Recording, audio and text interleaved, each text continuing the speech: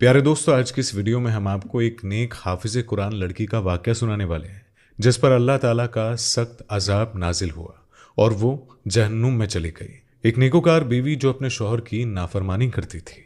इसी वजह से आपसे गुजारिश है कि हमारी आज की इस वीडियो को आखिर तक ज़रूर देखिएगा। प्यारे दोस्तों, औरत को दफन करने वाले इन लोगों ने जब आसमान की तरफ देखा तो देखकर वो हैरान रह गए। आसमान में एक कागज उड़ता हुआ इस मुर्दा औरत के सिरहाने गिर पड़ा। प्यारे दोस्तों, बनी इज़राइल में एक इबादत गुजार औरत थी जो लोगों के सामने तो बहुत बड़ी अल्लाह वाली बनती थी और अल्लाह की महबूबा थी, मगर अल्लाह की ज़ात के सामने ये महबूबा नहीं बल्कि गुनहगार थी। लेकिन वहाँ के लोग उसे बहुत बड़ा इबादत गुजार औरत समझते थे। उसके लाखों की तादाद में अकीदतमंद थे, मुरीद थे जो उससे दुआएं मंगवाने के लिए आया करते थे। तो ऐसे में अल्लाह की करनी ऐसी हुई कि इसकी ज़िंदगी का सूरज गुरूब हो गया। ये औरत फौत हो गई, यानी कि मर गई, इस दुनिया फानी से रुखसत हो गई। अजीज़ो अकारीब ने जनाजा उठाया और तदफीन करने लगे। जब इसके रिश्तेदार सब ने इस औरत को कब्र के अंदर दफनाना चाहा तो क्या देखते हैं कि इसकी मैयत आहिस्ता आहिस्ता बोलने लगी।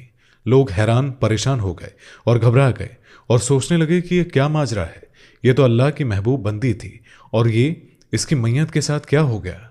फिर अचानक से आसमान से एक पर्चा नीचे आकर इसके ऊपर गिरा।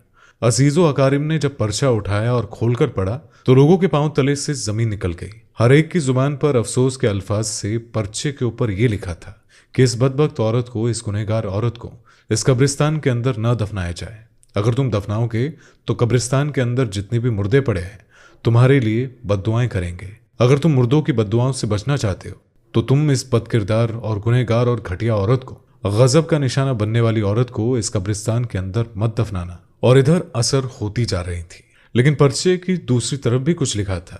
जब दूसरी तरफ लोगों ने पढ़ा तो इसके ऊपर लिखा था कि तुम जानना चाहते हो कि आखिर इस औरत ने कौन से ऐसे गुनाह किए थे। तुम जानना चाहते हो कि ये इबादत गुजार थी, आबदा थी। इसने कौन सी ऐसी खताएं की थी कि इन खताओं ने इसकी तमाम इबादत उसके मुंह पर मार कर रख दी। इसका कोई भी सजदा कबूल नहीं होने दिया। आज ये इबरत का निशाना बनी हुई है और कब्रिस्तान के तमाम मुर्दे इसको दफन न करने की दुआएं मांग रहे हैं कि या अल्लाह, हमें इस बदकिरदार औरत से बचा लेना। अगर ये हमारे कब्रिस्तान के अंदर दफन हो गई तो इसको जो अजाब मिलेगा, इसकी चीख और पुकार हमें भी परेशान करेगी। कब्र के अंदर इसको दिया गया आज आपको देखकर हमें तकलीफ का सामना करना पड़ेगा, हमें परेशानियों का सामना करना पड़ेगा। अल्लाह, हमें इस बदकिरदार औरत से बचा लेना। पर्चे के ऊपर लिखा था कि अगर तुम ये जानना चाहते हो कि इस कब्रिस्तान के आखिरी कब्र के अंदर एक मुर्दा पड़ा हुआ है, कब्रिस्तान के आखिरी कोने की जो कब्र है उसकी कब्र के अंदर जो मुर्दा लेटा हुआ है, जाकर इससे पूछ लो, वो तुम्हें इसकी हकीकत बताएगा और इसका पर्दा फाश करेगा। अब लोग परेशान हो गए कि हम में से कोई इतनी सलाहियत नहीं रखता कि वो मुर्दों के साथ कलाम करे, मुर्दों की बातों को समझे और हमें हकीकत से आगाह करे। आखिर इस औरत ने ऐसे कौन से गुनाह किए कि कब्रिस्तान के मुर्दे उसे बद्दुआएं दे रहे हैं। उनमें से किसी बुजुर्ग ने मशवरा दिया कि फला इलाके के जो नबी है, हमने सुना है कि वो मुर्दों के कलाम करना जानते हैं। अल्लाह ताला की दी हुई अता से अगर हम इस नबी के पास चले जाएं, जाकर इनको ये पर्चा दिखाएं, तो हो सकता है कि अल्लाह के हुक्म से वो हमारे साथ आ जाए और हमें इस हकीकत से आगाह कर दे।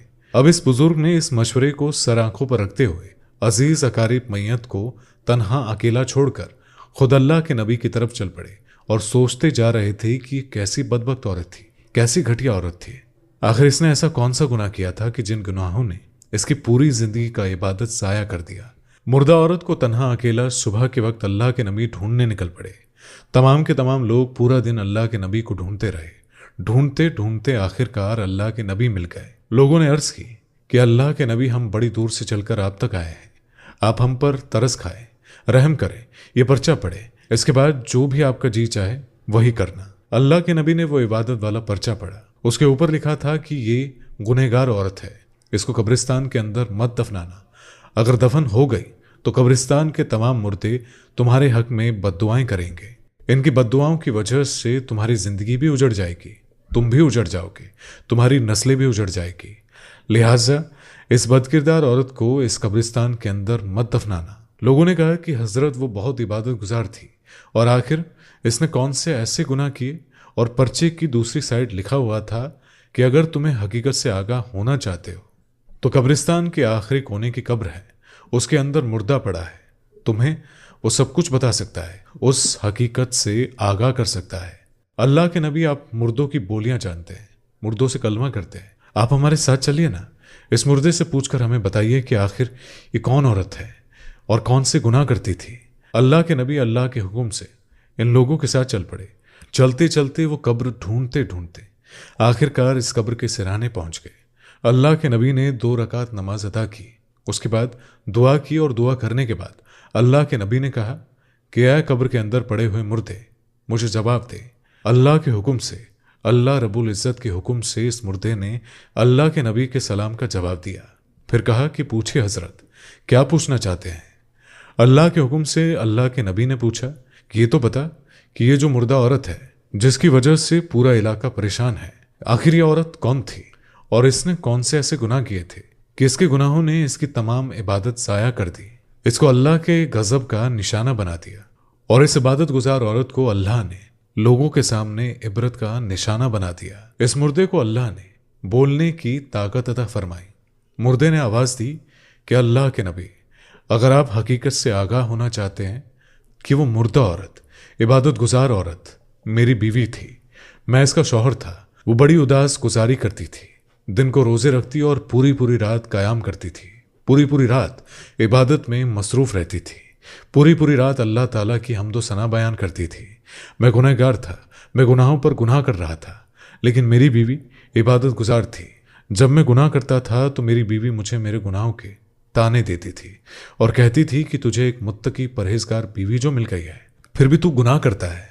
میں دعا کرتی ہوں کہ اللہ قیامت کے دن تیرا ساتھ مجھے نصیب نہ کرے، جس طرح دنیا میں اللہ نے تیرا ساتھ میرے نصیب میں کیا ہے، اسی طرح میں دعا کرتی ہوں کہ اللہ تعالیٰ قیامت کے دن تیرے جیسے بد کردار انسان کے ساتھ مجھے نہ رکھے۔ جب وہ مجھے میرے گناہوں کے تانے دیتی تھی تو مجھے بہت زیادہ تکلیف ہوتی تھی، میں اندر سے روتا تھا۔ ایک دن تو میں اس کے دن بدن دیے ہوئے تانوں سے تنگ آ کر اپنے دونوں ہاتھ اٹھا دیے، عرض کیا کہ میرے قریب رب، آج سے میں پکی توبہ کرتا ہوں، اسی بیوی کو، عبادت گزار عورت کو گواہ بنا کر میں توبہ کرتا ہوں، میری توبہ قبول فرما لے، آئندہ میں کوئی گناہ نہیں کروں گا، میں توبہ کرتا ہوں۔ بس ادھر سچے دل سے ایک آہ نکلی اور آنکھوں سے 2-4 آنسو نکلے ہی تھے کہ اللہ تعالیٰ نے میری توبہ قبول کر لی۔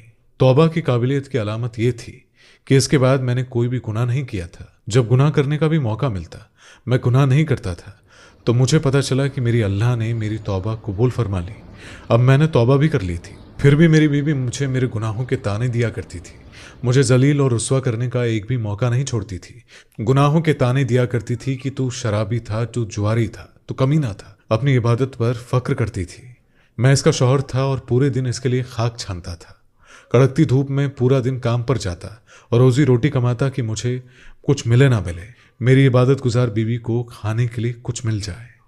پورا دن خاک چھانتا تھا اور روزی روٹی کماتا تھا۔ شام کو گھر آ کر میں خود اپنے ہاتھوں سے آٹا گوندھ لیتا تھا، اپنے ہاتھوں سے روٹی پکاتا تھا، روٹی تیار کر کے اپنے ہاتھوں سے بھی خود کھاتا، اپنی بیوی کو بھی کھلاتا، مصلے کے اوپر بیٹھی بیوی کے منہ میں بھی روٹی کا نوالا ڈالتا، اسے کام نہیں کرنے دیتا، اس وجہ سے کہ وہ ایک پل کے لیے بھی عبادت سے خالی نہ ہو جائے۔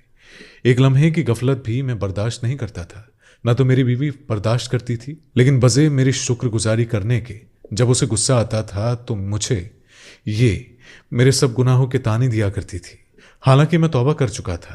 اللہ تعالیٰ نے میرے ان تمام گناہوں کو معاف کر دیا تھا، پھر بھی جب اسے غصہ آتا تھا تو مجھے میرے سب گناہوں کے وہ تانے دیا کرتی تھی، میرا دل دکھاتی تھی، میرے زخموں پر نمک چھڑکتی تھی، میں پورا دن روتا رہتا تھا اور اس کے لیے روزی روٹی کا بھی بندوبست کرتا رہتا تھا۔ اسی بیوی کی وجہ سے دن میں 5 مرتبہ میری آنکھیں رونے پر مجبور ہو جاتی تھی، میری آنکھوں سے خون کے آنسو نکلتے تھے، روتے روتے سہتے سہتے میں تاب نہ لا سکا، میرا جگر پھٹ گیا، مجھے دل کا دورہ پڑا اور میں مر گیا، اس دنیا سے رخصت ہو گیا۔ مرنے سے پہلے میں نے دعا کی تھی کہ اللہ قیامت کے دن اگر تیری یہ عبادت گزار جنت میں چلی گئی تو میں جنت میں نہیں جاؤں گا، کیونکہ اس عورت نے خود ہی تو دعا کی تھی کہ قیامت کے دن مجھے شوہر کا ساتھ نہیں چاہیے۔ سنو، اللہ تعالیٰ نے میرے توبہ قبول فرمائی، اللہ تعالیٰ نے اس عبادت گزار عورت کی دعا قبول فرمائی۔ اس نے کہا تھا کہ اللہ قیامت کے دن میں اس گنہگار کے ساتھ نہیں رہنا چاہتی، اس شوہر کا ساتھ نہیں چاہتی۔ اللہ نے اپنے کرم کے صدقے میری توبہ کو قابلیت کا شرف عطا فرمایا اور اللہ تعالیٰ نے مجھے جنت میں اعلیٰ مقام دے دیا۔ اللہ تعالیٰ نے اس کی دعا بھی قبول کی۔ اس نے کہا تھا کہ میں اس کا ساتھ نہیں چاہتی، اور اللہ نے یہ بھی فرما دیا کہ جب تو اس کا ساتھ نہیں چاہتی تو ہم تجھے اس کے ساتھ رکھیں گے بھی نہیں، تیرا ٹھکانہ جہنم میں ہوگا، تیرے شوہر کا ٹھکانہ جنت میں ہوگا۔ پھر یہ مردہ کہنے لگا، اے اللہ کے نبی، اس عبادت گزار عورت کی ناشکری نے، شوہر کی ناشکری نے، احسان فراموش نے، شوہر کے سامنے کی عبادت کے تکبر نے اس کی تمام عبادت ضائع کر دی۔ پیارے دوستو، حسن کو، مال کو، دولت کو، جوان کو، یہاں تک کہ عبادت گزار بھی ہو تو تکبر انسان کو تباہ اور برباد کر کے چھوڑتا ہے، انسان کو زوال کا شکار کر کے ہی چھوڑتا ہے، انسان کو ذلیل رسوا کر کے ہی دم لیتا ہے۔ شوہر کی ناشکری نے، احسان فراموشی نے، شوہر کی آنکھوں سے نکلے گئے آنسوؤں نے، شوہر کو دی گئی تکلیفوں نے اس کی تمام عبادت کو ضائع کر کے رکھ دیا۔ اسی لیے سب سے پہلے تو ان لوگوں کا شکر ادا کیا کرو جن لوگوں نے تمہارے اوپر احسان کیا، جن لوگوں نے تم پر احسان کی بارش برسائی، تم پر نعمتوں کی بارش برسائی، اور وہ ماں باپ ہو، بیوی ہو، بھائی ہو یا کوئی بھی ہو، سب سے پہلے ان لوگوں کی شکر گزاری کرے، ان لوگوں کا شکر کرے۔ اللہ تعالیٰ نے اس عورت کو عذاب میں مبتلا کیا تو پھر لوگوں نے اس کو اس قبرستان میں دفنانے کے بجائے کسی دوسرے ویرانے جگہ پر دفنانے کا فیصلہ کیا۔ جب اس کی قبر کو کھودا گیا تو قبر میں کیڑے مکوڑے اور سانپ بچھو آ گئے۔ جب اس کو قبر میں لٹایا گیا تو اس کی زبان پر، اس کے منہ پر فوراً ہی ان بچھوؤں نے حملہ کر دیا۔ یہ اس کے گناہوں کی سزا تھی۔ جس زبان سے یہ ناشکری کرتی تھی، اللہ تعالیٰ نے اس کی زبان کے اوپر بچھو کو بٹھا دیا اور اسے جہنم میں پھینک دیا، اس کی تمام عبادت کو ضائع کر دیا۔ پیارے دوستو، یہ زندگی کے قیمتی لمحے تمہارے اور میرے لیے ہے۔ انہی لمحوں میں کچھ ایسا اکٹھا کر لے کہ لمحوں میں خدا کی یاد آئے اور محبت کے سوا کچھ بھی نہ ہو۔ کیا پتہ، معلوم نہیں کہ اس کے بعد فرصت ملے نہ ملے۔